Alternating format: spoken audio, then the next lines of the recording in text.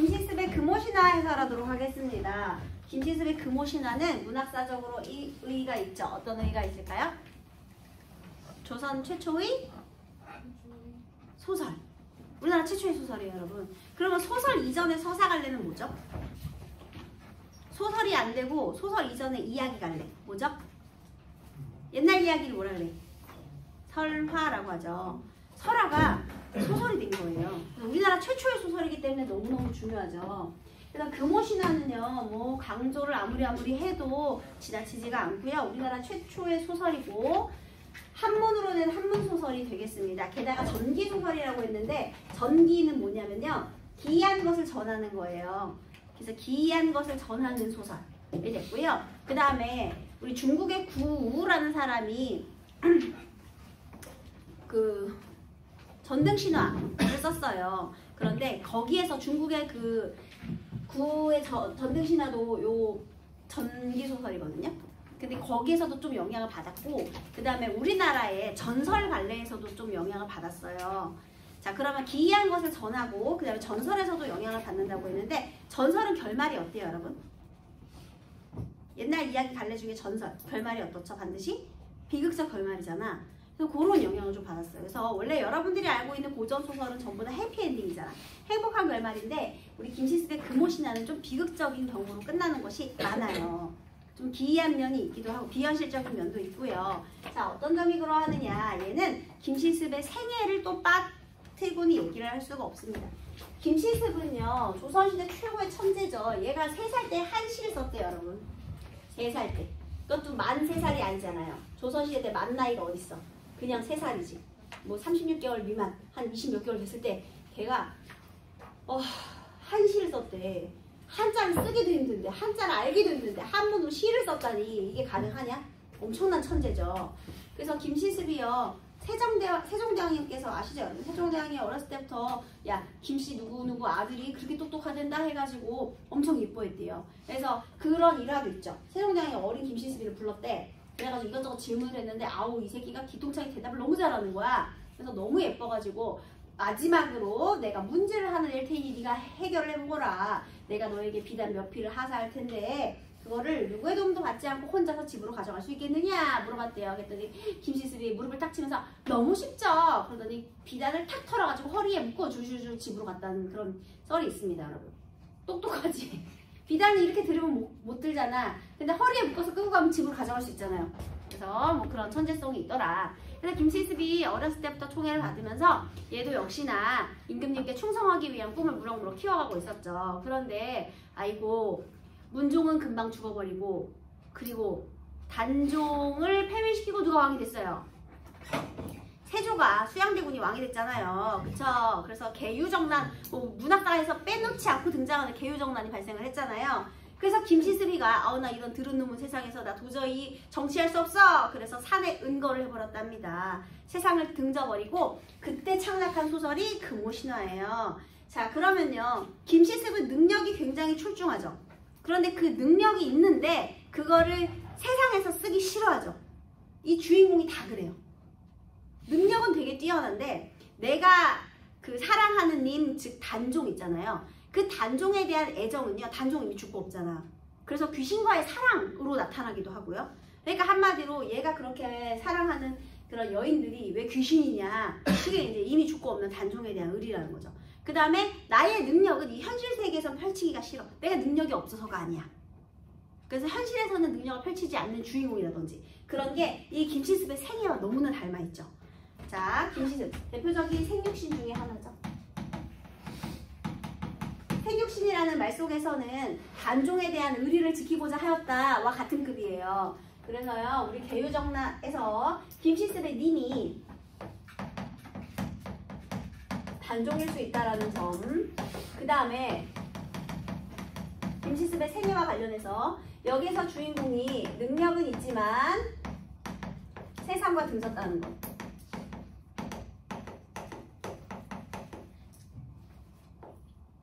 그러니까 세상에서는 사용하지 않는다든지, 세상과 등지? 아니면 세상 X라고 할게요. 능력이 있지만 세상에서 사용하지 않는다든지 이런 것들. 그래서 님이 단종이기 때문에 이게 뭐 귀신과의 사랑이라든지 이런 것들. 그리고 현실에 대한 비판적인 시각이 드러난다는 점, 뭐 이런 것들도. 그런 것이 특징이 되겠습니다. 그리고요, 우리나라를 배경으로 하고 있는데요. 배경이 우리나라인데 조선은 아니에요. 고려시대거나 아니면 좀 더 이전이거나. 그래서 보통 고려시대 정도로 이렇게 설정을 하고 있다는 점, 그것이 금오신화의 특징이 되겠습니다. 자, 그 다음에 우리나라 최초의 소설이라고 했잖아요.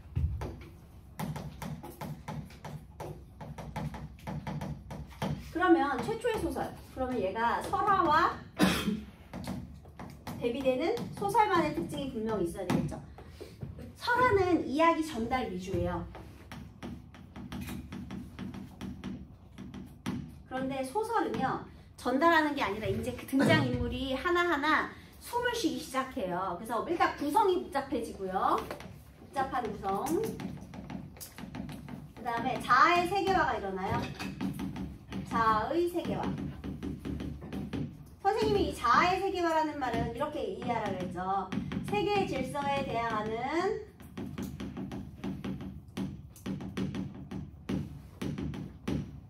자아의 의지. 한마디로요, 이 설화 같은 거는요, 옛날에 한 용사가 살았는데 이러한 사건이 있어서 이러한 일이 있어서 이렇게 해서 이렇게 문제를 해결하고 이렇게 되었다가 끝이거든요. 근데 이번에는요, 세계의 질서. 예를 들면 산 사람이랑 죽은 사람은 같이 할 수 없대. 근데 얘가 거기에 저항하는 거야. 그럼 그냥 귀신이랑 살아가면 안 된다 그러면 안 되면 끝? 하면 되거든요. 근데 얘가 이제 속세를 등지기 시작해요. 그리고 이제 귀신과의 사랑에 몰두한다든지 안 되는 걸 자꾸 하고 싶어 한다든지 이런 식으로. 한마디로 이걸 더 간단하게 말하면 뭐가 되냐, 두 글자로 뭐가 돼요? 갈등이 생겨나기 시작했다는 거죠. 갈등. 그래서 갈등의 단계에 따라서 이렇게 복잡한 구성을 택하게 되는 거잖아요. 그래서 너네가 만약에 이 설화와 소설을, 이거는 이 김시습의 금오신화가 최초의 소설이기 때문에 분명히 이런 부분이 나올 수가 있고요. 꼭 이거 아니어도 설화와 소설의 어떤 차이점 같은 것들을 비교하는 문제가 나온다. 그러면 우리 그 옛날에 문학부 책에서 조신설화 배운 적 있죠. 조신설화. 조신설화가 뭐였죠? 조신이 이게 만복사 저포기에 또 배경설화가 되거든요. 조신설화가. 근데 꿈에서 그 사랑하는 여인과 살다 보니까, 걔가 원래 중이야. 조신이 중인데 그 어떤 여자한테 첫눈에 반한 거예요. 그래가지고 부처님한테 맨날 빌었죠. 결혼하게 해달라고.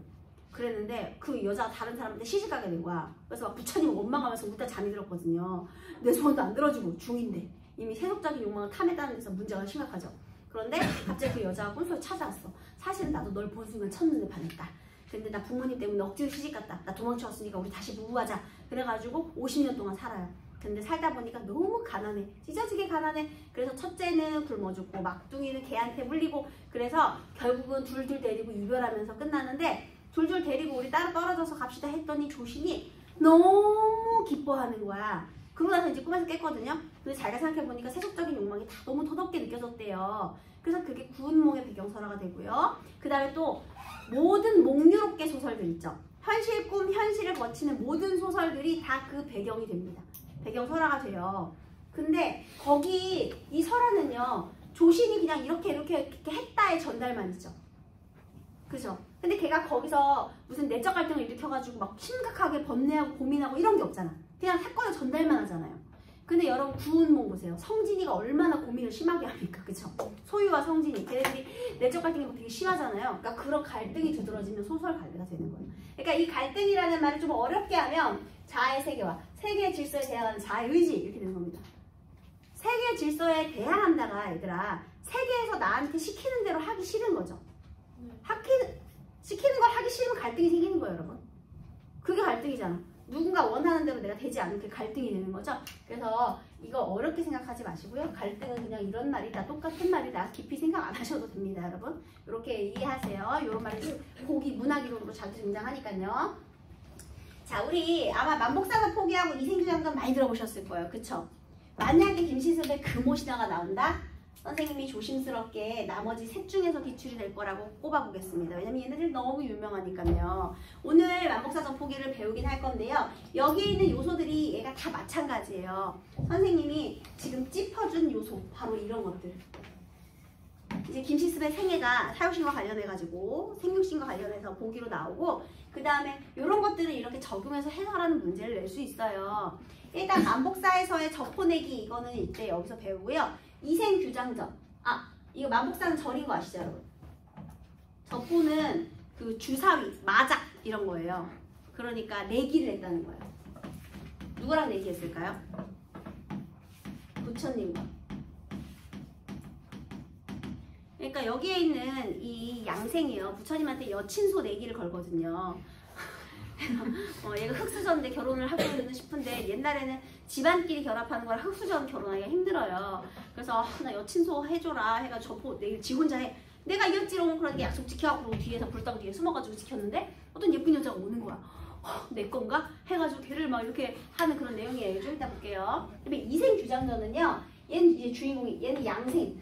주인공이 나생이에요. 얘는 양생의 이야기. 양생과 귀신이 사랑하는 이야기예요.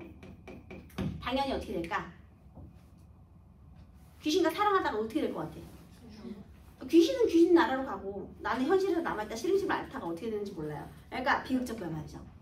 애초에 이루어질 수 없는 사랑이야 귀신이니까.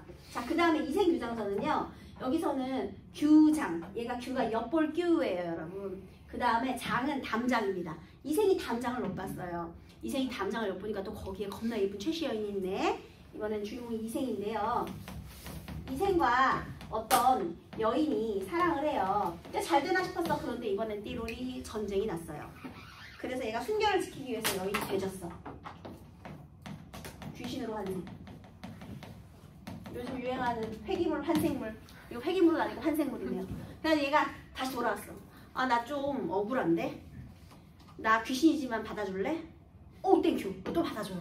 그래서 사랑해. 그런데 결국은 어떻게 됐겠니? 또 각각의 갈 길로 갔겠죠. 그러니까 이렇게 해서 또 비극적인 결말. 자, 그럼 이때 이룰 수 없는 이 님이 다 뭐라고요? 얘네들이 다 뭐라고요? 이 님들이? 단종을 의미하는 거죠. 근데 이미 이룰 수 없잖아요. 그리고 얘네가 이거를 성취하기 위해서 얘네들이 전부 능력이 다 뛰어나거든요, 주인공이. 근데 세상과 등져요. 왜냐하면 이거를 지켜야 되니까. 내가 세상 일도 하면서 벼슬에도 나아가면서 귀신과 사랑을 계속할 순 없잖아. 그래서 얘네들이 또 포인트가 관직을 포기해요. 그러니까 벼슬을 하지 않아요. 귀신과는 사랑을 하고 벼슬은 하지 않아. 본인의 생애하고 똑같죠. 얘가 평생 단종에 대한 의리를 지키려고 이 세조가 다스리는 세상에선 벼슬길에 나아가지 않으리라 벼슬을 안 하잖아. 능력이 있지만. 근데 본인의 모습하고 똑같아요. 그리고 또 세계 질서에 대항하려는 저항 의지를 보이고 있죠. 이런 것들. 자, 이제 나머지 볼게요. 취는 뭐야? 취했어. 유는 뭐야? 놀아. 어디에서?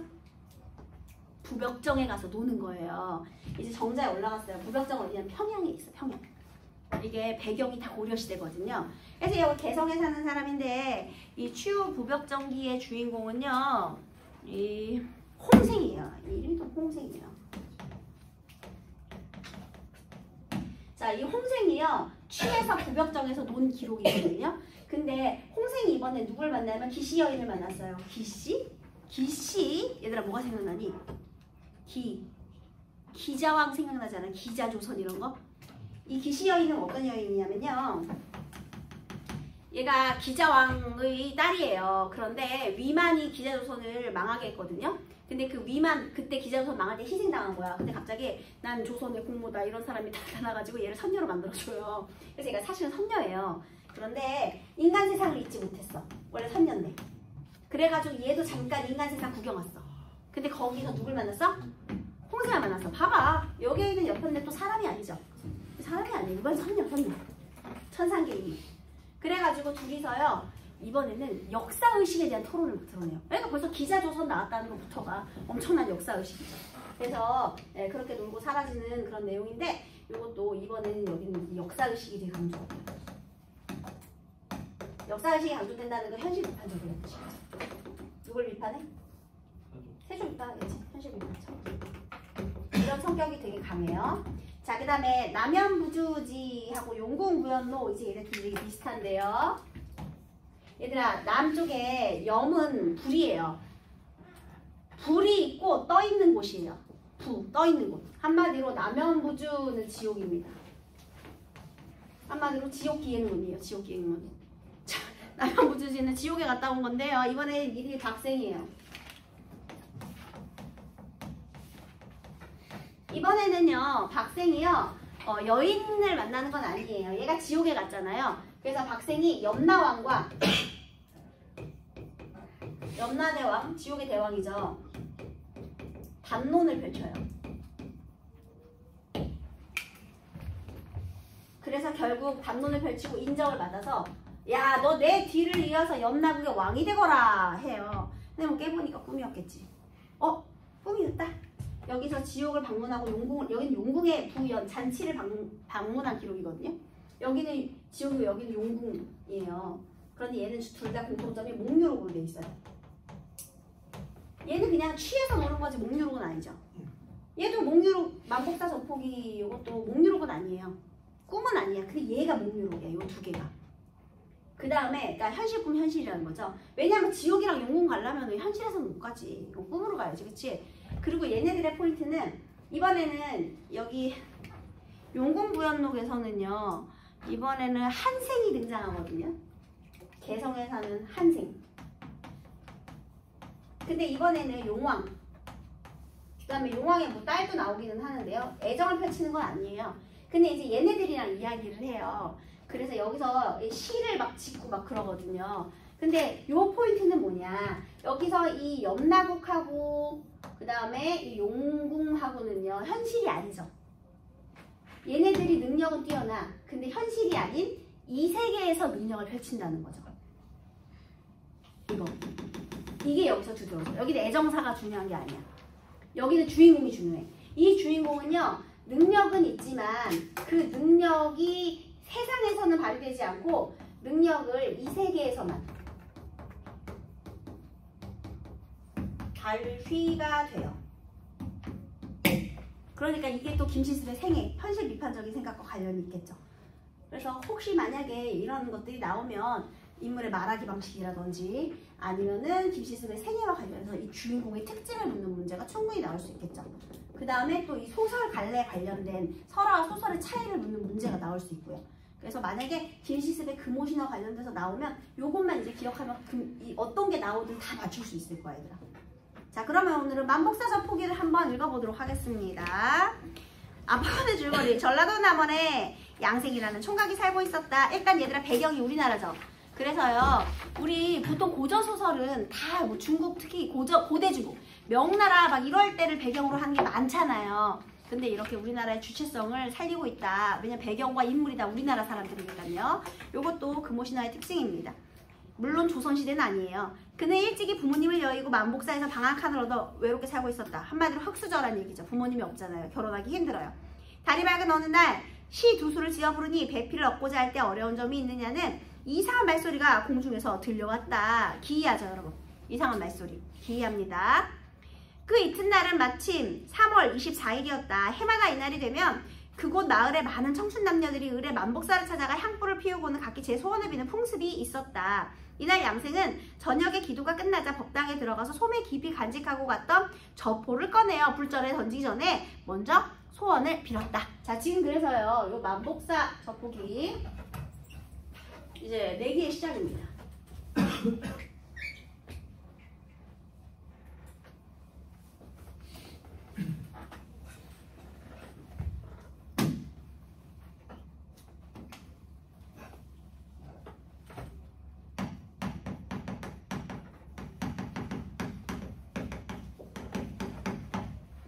만복사라는 것은 그 절을 의미하잖아요. 그래서 절에서 부처님과의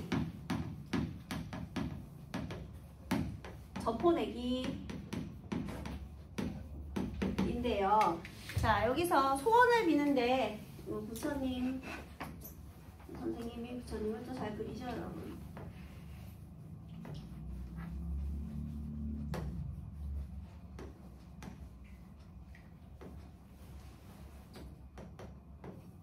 부처님이요, 부처님. 자, 부처님이랑 저포내기를 합니다. 양생하고요.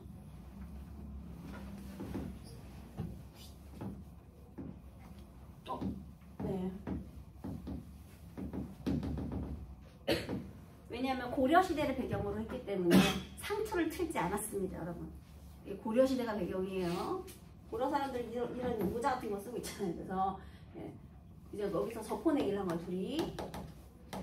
윷놀이나 마작 같은 거라고 생각하시면 되겠습니다. 그러면요, 어쨌든 이 저포내기로 이제 소원을 비는데요. 자비로운 부처님, 오늘 저녁엔 제가 부처님과 함께 저포놀이를 하려고 합니다. 만약 제가 지면 법연을 차려 부처님께 갚아드릴 것이고, 만약 부처님께서 지시면 반드시 제 소원인 어여쁜 아가씨를 얻게 해 주시옵소서. 그래서요, 여기서 저포내기를 통해서요, 여친소 소원을 빌었죠. 여친소 쿠폰 하나 걸고 저포내기를 냈다, 이렇게 되는 겁니다. 자, 그러자 축원을 마치고는 즉시 저포를 던지자 과연 그는 소원대로 승리를 얻게 되었다. 이건 무조건 이길 수밖에 없는 얘기죠. 그는 매우 기뻐서 다시금 불전에 꿇어앉아 말씀을 드렸다. 부처님이시여, 저의 아름다운 인연은 이미 정해졌사오니 원컨대 자비하신 부처님께서는 소생을 저버리지 마시기를 바라옵니다. 당부까지 하고요. 불좌디 깊은 곳에 앉아서 동정을 살폈다. 얼마 안 돼요. 아가씨 하나가 들어오는데, 자, 그런데 이렇게 소원을 빌고요. 아싸 게이드 캐쳐 이겼어요. 그런데 여기에 이제 얘가 양생이고요. 어떤 아가씨가 한 명 들어옵니다. 이제 소원을 했으니까 숨었겠죠. 그런데 아가씨가 어떻게 생겼느냐. 한 16살 되어 보이고 새까만 머리에 화장을 곱게 한 얼굴이 마치 채운 우리 색깔 있는 구름을 타고 내려온 월궁의 선녀와 같고, 자세히 보면 볼수록 너무나도 곱고 얌전하였다. 자, 여기에 지금 이 여인의 뭐가 등장하고 있죠? 외양묘사. 구름을 타고 내려온 선녀같이 보였다는 거죠. 외양묘사를 통해서요, 신비로움을 강조하고 있습니다. 신비감 한 스푼을 얻었어요. 외양묘사를 통해서요. 그 다음에요. 그녀는 배곡 같은 손으로 등잔에 기름을 부어 불을 켜고 향로에 향을 꽂은 뒤 세 번 절을 하고는 끌어앉아 슬피 탄식하였다. 아, 인생이 방명하고는 하나 어찌 이와 같을 줄 알았겠는가. 한마디로 팔자가 좀 생가 봅니다. 그쵸? 너네 그런 거 아니? 미인 망명? 무슨 뜻이에요? 예쁜 애들 얼굴과 판다, 그런 뜻이죠. 여인은 품속에서 뭔가 글이 적힌 종이를 꺼내어 탁자 앞에 바쳤다. 그 내용은 다음과 같았다. 자, 이제 그 종이 쪽지예요. 아무국을 아무 땅에 사는 아무개가 아래옵니다. 지난달 변방을 잘 지키지 못해 왜구가 침략하였습니다. 창과 칼이 난무하고 위급을 알리는 봉화가 몇 해나 이어지더니 가옥이 불타고 백성들이 노략질 당하였습니다. 얘들아, 전란이 끊이지 않는 현실 상황을 반영한 거예요. 이리저리로 달아나 숨는 사이 친척이며 하인들은 모두 흩어져 버렸습니다. 저는 연약한 여자인지라 멀리 달아나지 못하고 스스로 규방 속에 들어가 끝내 정절을 지켜 무도한 재앙을 피하였습니다. 여자가 스스로 규방에 들어가서 정절을 지키려면 어떻게 해야 돼요? 정절을 지키기 위해서 뭘 해야 될까? 자결해야지. 뭘 어떻게 해. 정절을 지키려면 자결해야지. 그래서 거기다가 정절을 지키기 위한 자결, 이렇게. 그래서 아가씨가 얘기를 하는데요. 정절을 지키기 위해서 자결한 사연을 알려주고 있네요. 부모님은 여자가 절개를 지킨 일을 옳게 여기셔서 외진 땅 외진 곳의 풀밭에 임시 거처를 마련해 주셨으니, 그 임시 거처가 뭐겠니? 무덤. 제가 그곳에 머문 지도 3년이 되었습니다. 죽은 지 3년. 3년 된 귀신, 헐랭. 그 다음에 저는 가을 하늘에 뜬 달을 보고 봄에 핀 꽃을 보며 헛되이 세월 보냄을 가슴 아파하고 떠가는 구름처럼 흐르는 시냇물처럼 무료한 하루하루를 보낼 따름입니다. 얘들아, 여기에 자연물이 나오잖아요. 그런데 이 자연물에 무엇을 지금 빗대고 있느냐? 여인의 심리 상태. 그쵸? 그래서 왜 있잖아. 다음 중 서술상의 특징을 옳지 않은 것을 했을 때 이런 표현들도 많이 나오죠. 예를 들면 이런 거죠. 과거 행적을 요약적으로 제시하고 있다. 어때요? 지금 얘가, 이 아가씨가, 고운 아가씨니까요.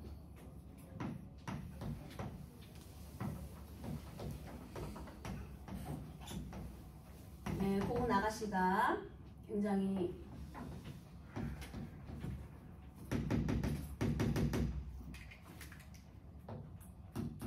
아가씨가 등장을 했는데요. 고운 아가씨예요. 굉장히 좋아요. 네, 그런데 이 아가씨가 그 불전에다가 써온 그 종이 쪼가리 있죠. 종이 쪼가리. 이 종이. 여기에 담긴 내용 적절하지 않은 것은 이런 문제 충분히 나올 수 있잖아요. 여기에 일단 뭐가 있었어? 여인의 과거 행적. 여인의 과거가 요약적으로 줄 수 있죠. 그리고 또 하나 본인의 심리를 자연에 빗댔죠.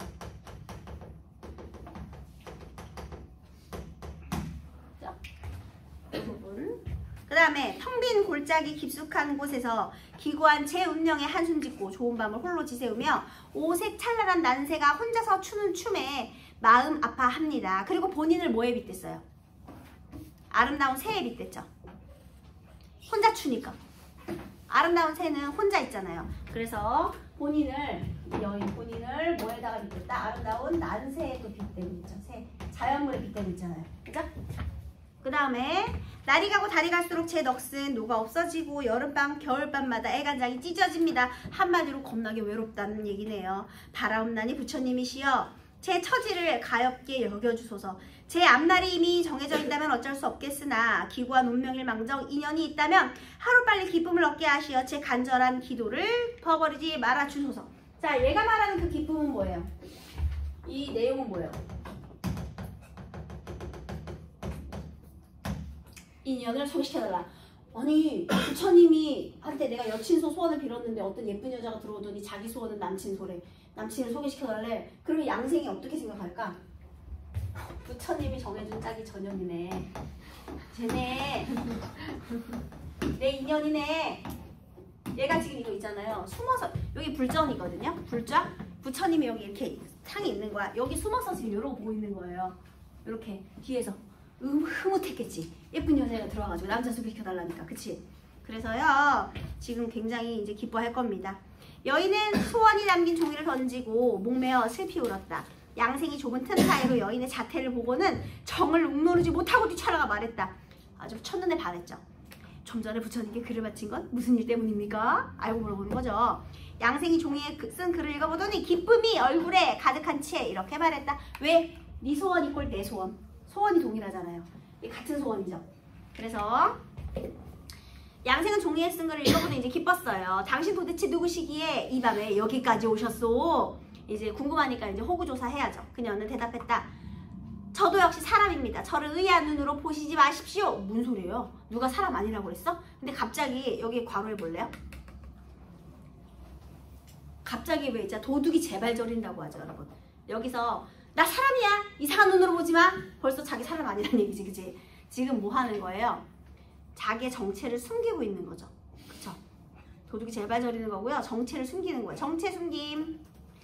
당신은 다만 좋은 배필을 얻으려는 것이지요.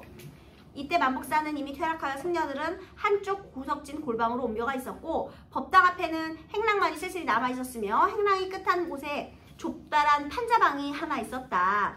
양생이 여인을 불러 그곳으로 들어가니 여인은 별 주저함 없이 따라갔다. 서로 이야기를 나누며 즐기는 것이 보통 사람과 다름없었다. 이게 무슨 소리냐면요. 여기 조금 내용이 각색되어 있는데 얘가 야 너는 치마만 두르고 여자이기만 하면 되는 거 아니야? 이런 표현이죠. 너 그냥 좋은 배필만 있으면 되는 거 아니야? 너는 그냥 결혼할 여자가 필요한 거 아니야? 근데 얘는 이제 마음을 나눌 친구가 필요하잖아요. 그래서 양생이 아차 싶어서 아 미안하다. 내가 너의 마음을 헤아리지 못했구나. 내가 너무 급해서 그랬다. 그러지 말고 저기 가서 술 한잔 할까? 해가지고 여기 방에 들어가가지고 술 한잔 하는 거예요. 자, 술 한잔 하면서 둘이 어떻게 됐겠니? 그렇게 됐겠죠, 여러분. 그래서 이제 그런 내용이 중략. 자, 그 다음 중략해야죠. 두 사람은 서로 웃으며 함께 계령동으로 향하였다. 어느 한 곳에 이르니 다북쑥이 들을 덮고 참천한 고목 속에 정쇠한 수간 초당이 나타났다. 아, 왠지 어디에 온 거예요? 야, 우리 집에 라면 먹으러 갈래 한 거죠, 여러분. 근데 그 집이 어디야? 무덤이겠죠. 양생은 아가씨가 이끄는 대로 따라 들어갔다. 방 안에는 침구와 휘장이 잘 정리되어 있었고 밥상을 올리는데 모든 음식이 어젯밤 만복사의 차림과 차이가 없었다. 양생은 퍽이나 기쁜 마음으로 이틀 동안을 유유히 보냈다. 그래서 즐거운 때를 보냈대요. 시녀는 얼굴이 매우 아름답고 조금도 교활한 면이 없었다. 좌우에 진열되어 있는 그릇들은 깨끗하고 품위가 있어 그는 간혹 의아한 마음을 금치 못하였다. 깨끗한데 품위도 있대요. 그러면 여기서의 시녀들이나 아니면 이 그릇들 이거 다 천상의 집기들이에요, 여러분. 어쨌든 그러나 그녀의 은근한 정에 마음이 끌려 다시는 그런 생각을 되풀이하지 않았다. 어느 날 갑자기 그녀는 양생에게 말했다. 당신은 잘 모르시겠지만 이곳의 사흘은 인간의 3년과 같습니다. 큰일 났다. 이제 나가면 겁나 늙어 있겠네요. 그죠? 그런데요, 여기서 이 표현 줄쳐보실래요? 이곳의 사흘은 인간의 3년과 같다. 거기다가 시간의 무상함이라고 적으세요. 시간의 무상함. 시간의 무상함. 그러니까 속세에서 그냥 헛되게 보낸 시간이 오히려 이렇게 기쁜 3일만 같지 못하다는 거죠. 시간의 무상함. 가연을 맺은 지가 잠깐인 듯 하오나 오래되었사오니 너무 서운하긴 하나 당신은 다시 인간으로 돌아가셔서 옛날에 살림을 돌보심이 어떻겠습니까? 자, 거기 또 줄치세요. 다시 인간으로 돌아가서 옛날에 살림을 돌봐라. 생과 사의 법칙을 따름. 생과 사의 법칙을 따름. 그러니까 생과 사가 정해져 있잖아요. 이게 바로 세계의 질서죠. 근데 얘네들이 어떻게 했어? 그 세계의 질서에 저항을 해서 조금 만났었지만 어쨌든 중요한 건 다시 운명에 순응을 해야 되는 거잖아. 그럼 죽어야 되니까. 죽을 수는 없으니까요. 여보시오, 이별이라니 갑작스레 그게 웬 말이오? 오늘 못다 이룬 소원은 내세에 다시 만나 다 이룰 수 있을 것입니다. 그리고 이곳의 예절도 인간과 다름이 없사오니 저의 친척과 이웃 동무들을 만나보고 떠나심이 어떻겠습니까? 그렇게 합시다. 대화가 끝나자 그녀는 시녀를 시켜 친척과 이웃 동무들을 초대하였다. 그래서 나중에는 어떻게 되냐면요. 그러면 현실 세계에 있는 이 여인의 부모님도 한번 만나봐라. 이렇게 되는 거예요. 그래서 얘 그 죽은 지 이제 한참 되면 다시 이렇게 제사를 지내주는데 그 제사 지내려고 찾아왔을 때 얘가 무슨 은잔 같은 걸 하나 줘요. 그래서 그 은잔을 들고 서 있으면 부모님이 알아볼 거라고 얘가 미리 언지를 주거든요. 그래서 얘가 그 은잔을 들고 이렇게 서 있어. 근데 갑자기 되게 화려하고 큰 수레가 하나 지나가. 근데 갑자기 끼익 멈추더니 그것은 내가 그 아이의 무덤에 묻어주었던 은잔인데? 그걸 본 거죠. 이 기이하죠. 어떻게 보냐? 달리는 수레에서 내가 은잔 하나 이렇게 조그만 거 들고 서 있었는데 그거 마치 본 거야. 그것도 마부가. 그래서 그 은잔을 발견하고 얘가 막 그런 얘기를 하죠. 처음에는 믿을 수 없다고 해요. 그런데 얘를 이렇게 방으로 들여보냈는데 이생의 눈에는 보이는 그 아가씨가 부모의 눈에는 보이지 않아요. 다른 사람 눈에는 보이지 않는데 이생이 하는 짓을 보니까 그리고 이제 가림막을 설치하고 둘이서 이렇게 하는데 또 목소리는 들리는 거야. 보지는 못하는데 여자랑 막 얘기하는 소리는 들려. 그래서 그걸 보고 진짜 내 그 애를 만났구나 뭐 이런 생각 이렇게 뭐 이렇게 인정을 하고 그래서 또 둘이서 같은 밤을 보내게 해주고 그런 다음에 결국에는 뭐 얘는 떠났고요. 그 다음에 얘는 뭐 시름시름 왔다가 어떻게 됐는지 모른다 뭐 이런 식으로 끝나요. 됐죠? 그래서 그런 내용. 1번 위키피디아 설명으로 틀린 것은 인물의 과거 행적과 심리가 요약적으로 제시되어 있다. 여기 있죠. 요약 제시. 그 다음 과장된 표현을 통해 등장인물의 절실한 마음을 강조하고 있다. 어디 있게요? 넋은 노가 없어지고 애간장도 찢어지고 이거 엄청나게 과장이죠. 그 부분에 있어요. 동시에 벌어진 사건의 병치하였다. 이거 맞아요? 아니죠. 얘가 이거 할 때 쟤는 저거 하고 쟤가 저거 하고 이런 거 아니죠? 3번 틀렸고요. 시간적 순서에 따른 우연적 전개. 그쵸? 이건 우연적 전개죠. 얘가 갑자기 찾아온 것도. 그 다음 비현실적 상황 설정. 귀신이랑 살아가는 거니까 비현실적이죠. 이렇게 됩니다. 2번 만복사 저포기의 양생은 불우한 삶으로 인해 현실 속에서 자신의 욕망을 실현하지 못하는 인물이다. 양생은 결국 현실에서 문제 해결의 출구를 만들지 못하다가 환상세계의 존재와 교류하게 됨으로써 욕망의 충족을 경험한다. 하지만 현실세계와 환상세계는 서로 다른 질서로 이루어져 있기 때문에 환상세계에서 이룬 욕망의 성취가 현실까지 이어지지 못하게 되었다. 이 김시습의 생애와 관련이 있죠. 1번 양생이 부처님에게 저포놀이를 하자고 제안한 것은 현실세계와 환상세계의 대립을 해소한다. 대립을 해소한다 아니죠? 그렇죠? 틀렸어요. 부처님의 힘을 빌려서 현실에서 이루지 못한 욕망을 이루고자 하는 거죠. 대립이 아니라요. 그러면 여기에서 현실 세계에서는 본인이 불우한 삶을 살고 있는데 지금 이 만복사 저포기에 나오는 환상 세계는 오히려 자신의 욕망을 실현하는 공간이 되겠네요. 그죠? 그 다음 양생과 여인이 서로 만나 즐거움을 나누는 곳이라는 점에서 만복사는 현실 세계의 존재와 환상 세계의 존재가 교류하는 공간. 괜찮죠? 여인이 양생에게 이곳의 사흘이 인간의 3년과 같다고 말하는 장면은 질서가 다름을 말한다. 이것도 괜찮아요. 그죠? 그 다음 양생이 여인과 이별하고 인간 세계로 돌아가야 한다는 것은 환상 세계에서 성취된 욕망이 현실까지는 이어질 수 없다가 되고요. 양생이 좋은 배필을 얻고자 하였으나 여태껏 장가를 들지 못했다는 건 현실 세계에서는 충족되지 못한 욕망을 안고 살아왔다는 걸 말한다. 괜찮죠? 자, A, B에 대한 설명으로 적절한 것을 골라봅시다. A, 만복사 공간이고요. 그 다음에 B는 수간초당, 이거 환상세계, 현실세계죠, 여러분. 네, 만복사는 이제 그걸 이어주는 역할을 한 거고요. 자, 만복사에서 소망이 좌절되었다. 아니죠. 배필 만났어요. 그 다음에 만복사에서 주인공과 다른 인물이 자유롭게 소통을 했죠. 왜냐하면 귀신이랑 소통했잖아. 그 다음에 그 초당에서 주인공과 다른 인물이 소통하지 못했나? 아니요. 거기서 오히려 더 사랑을 키웠죠. 그 다음에 만복사는 절대자의 힘으로 현실적 욕구는 여친소였는데 성취를 했어요. 그리고 B는 주인공이 현실적인 한계를 인정하게 되었다. 현실적 한계로 둘이 어떻게 했죠? 이별하게 되었잖아. 그쵸? 이별을 받아들였잖아. 그 여인이 이승 사람이 아니기 때문에. 그래서 정답이 3번 되겠습니다. 결국에는. 오히려 만복사에서 환상세계를 성취를 욕망하고요. 그 다음에 그 환상세계에선 다시 현실로 돌아오게 되는 그런 내용이죠. 그 다음에 A는 주인공이 자신에게 주어진 운명에 순응하는 공간. 그 다음에 B는 주인공이 자신의 운명 극복하기 위해 노력하는 공간. 극복을 위한 노력은 없어요. 결국은 질서를 받아들였죠. 질서가 다르다는 걸 인정했기 때문에 오히려 운명에 순응한다고 해야 돼요. 그 다음에 A는 조력자의 개입으로 주인공의 내적 갈등이 해소되는 공간이고, 이거 괜찮네요. 부처님을 조력자로 하면. B는 주인공이 자신의 힘으로 내적 갈등을 극복하고, 자신의 힘으로 극복 못해요. 그냥 순응했죠. 헤어져야 돼요. 네, 그렇게 되겠습니다. 자, 그 다음에 우리 호질 봅시다. 호질은 그냥 간단하게만 할게요, 여러분. 호질 작가가 누구예요?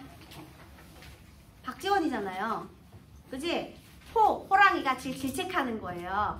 그러면 우의적인 풍자가 나오고 있네요. 그죠? 근데 여러분, 너네 우의적으로 비판하고 있다랑 직접적으로 비판하고 있다가 두 개가 다 되거든요. 이 소설이요. 예를 들면요. 우의적으로 비판하고 있다라는 건 범을 통해서 우의적으로 비판하고 있다. 얘는 괜찮지. 근데 범이 너네 인간은 이게 문제야 하고 인간의 문제점을 다 얘기하거든요. 그건 이제 범이 인간을 직접적으로 또 비판한다고 할 수도 있죠. 그러니까 얘는 우의적으로 비판한다도 되고 직접적으로 비판한다도 되니까 문맥적인 의미를 봐야 돼요, 여러분. 그거 조심하시고요. 네, 그 다음에 범이 이 꾸짖는 이 복학선생하고 동리자 이야기 이거 다 아시죠, 여러분? 알지? 혹시 이거 호질 처음 보시는 분? 없어요? 자, 그러면 요거 1, 2, 3번 문제 풀고 채점 해보세요, 여러분.